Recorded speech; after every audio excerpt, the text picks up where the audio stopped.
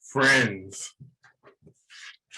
come and gather round this circle of wisdom as we tell you a story of a not so distant past. A time before social media, a time before Apple Pay and Cash App, a time when cell phones still had buttons. The village of Stoneton was a lovely community. The village itself was nestled between a crystal clear river to the west and a lush forest to the east. The people in town were proud of what they had created together. The streets were clean, the children were loved, and there were solar panels on every roof and compost bins outside of every home. The town square was well maintained and beautifully landscaped. One afternoon, two young travelers, twins, appeared in Stoneton. They were in the region organizing local farm workers. They were tired from a long day on the road and they were getting hungry because they thought this was just a quick day trip. They didn't bring much money with them. Maybe some change in case their cell phone died. And as luck would have it, on their last home visit, their cell phone did die. Seeing the sun begin to set over the river and feeling their stomachs begin to growl, and without a phone to call their friends, the travelers decided to do what came naturally to them: make a new friend. While walking down the main street by Dawson's, they see a business person dressed in upscale attire getting out of their car. As they approached, they started sharing with the business person the cause that they were working on. Then they asked for some help. In a huff, the business person looked at this duo of youth and said, "I don't have any food, and you can't have my money." Discouraged, they approached a large house and rang the doorbell. A dog barked, and almost immediately a couple answered the door. One was holding a leash. The travelers told the couple that they were in the area to organize farm workers, that they were out longer than they had anticipated, and were hungry because they didn't pack food. One of the couple said,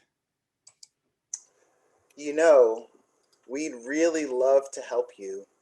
We support the work that you're doing, but we're busy. We're on the way out to walk our dog. Good luck." The travelers were growing frustrated and hungrier. Down the street, they saw a nice home with a light on. Out front was a well-kept little garden and a sign that said, "We support the farm workers." The travelers headed straight for it. They rang the doorbell and a wise mystic came to the door.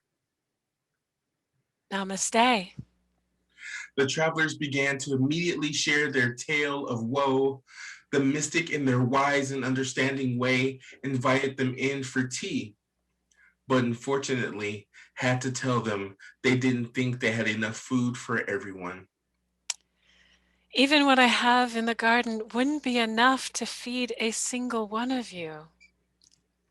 The travelers talked for a moment outside while the mystic prepared the tea. They were determined to find something to eat. One of the travelers bent down and picked up a stone from the garden. And when the mystic returned, that traveler asked if they could borrow a large pot filled with water and a spoon. What are you going to do with it? The traveler spoke sheepishly at first. "Well, my grandfather gave me an emergency recipe for soup. He was a longtime organizer as well, but the ingredients I can't share." Very curious, the mystic looked at the other traveler and they shrugged. The mystic went in and gathered up a large pot and a wooden spoon. The travelers went to a little open space next to the mystic's house. They each began collecting wood and other scraps to build the fire.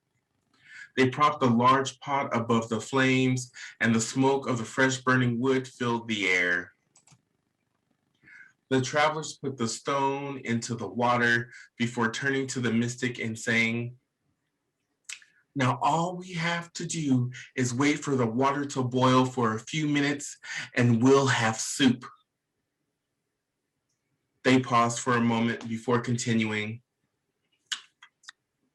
"You know, this stone always makes great soup, but it always tastes a little bit better with some fresh vegetables to add some extra flavor."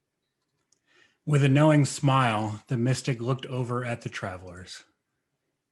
I think I saw a few small carrots, a few potatoes, and of course some hot peppers ready in my garden. Let me go grab them. As the mystic was harvesting the vegetables, the couple walked by with their dog. Hi, neighbor. What's going on with the fire? My new friends and I are making soup, and we'd love to invite you to join us. I'm told it's an old family recipe, but it's missing something. The couple looked at their dog. The dog cocked its head and looked back at its owner. The owner asked, Oh, yeah? What's that? Well, I'm picking these potatoes and carrots and hot peppers to add a little flavor. I always like rice in my soup. The couple looked at each other. Come to think of it, I think I have some rice back in the cupboard. We'll go get it and come right back. The mystic finished harvesting their vegetables, and the travelers helped chop them and add them to the soup.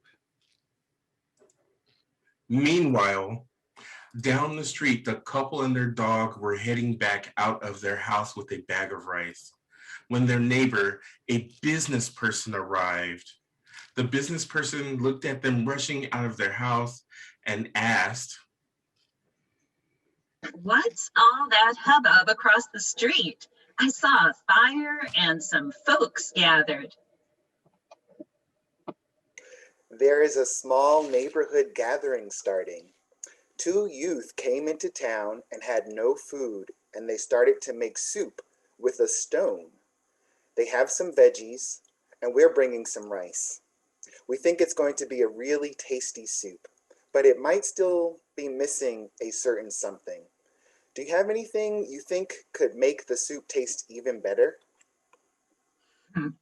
I have to put my groceries away, and I have a conference call in a few minutes. I don't have time for this hullabaloo.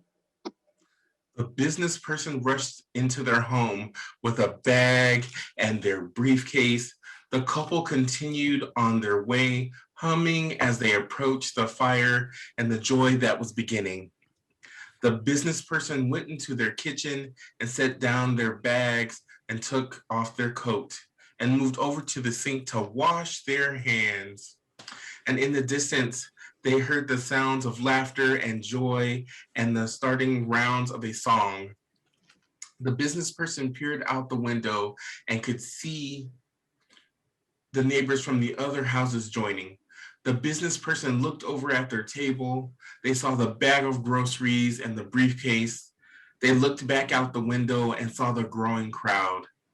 The business person went to the bag of groceries and pulled out a bag of beans and headed out the door.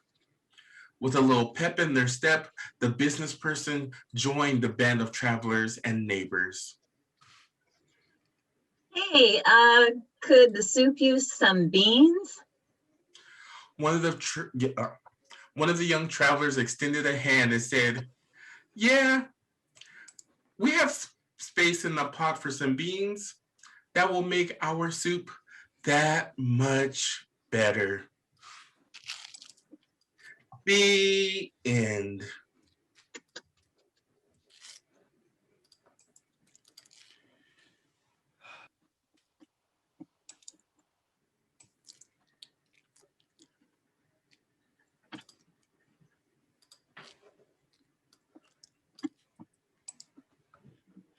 Thank you, Matthew.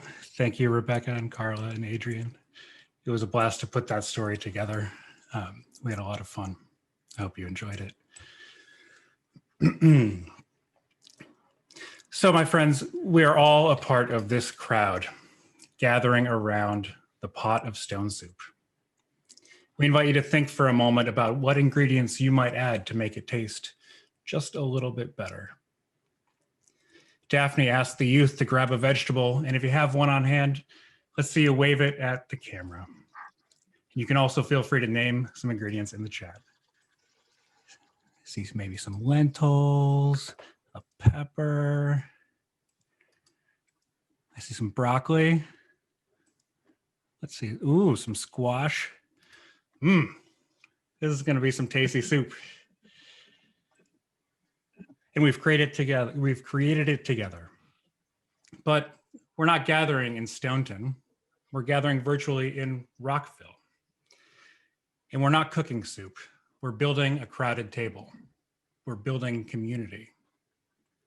So now let's think about how we all bring intangible things, our gifts, our commitments, our whole selves.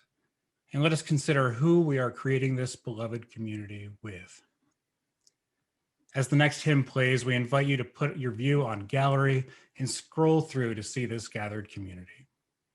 And we hope you will share in the chat, what things do you bring to add to the stone soup, the beloved community we are creating together?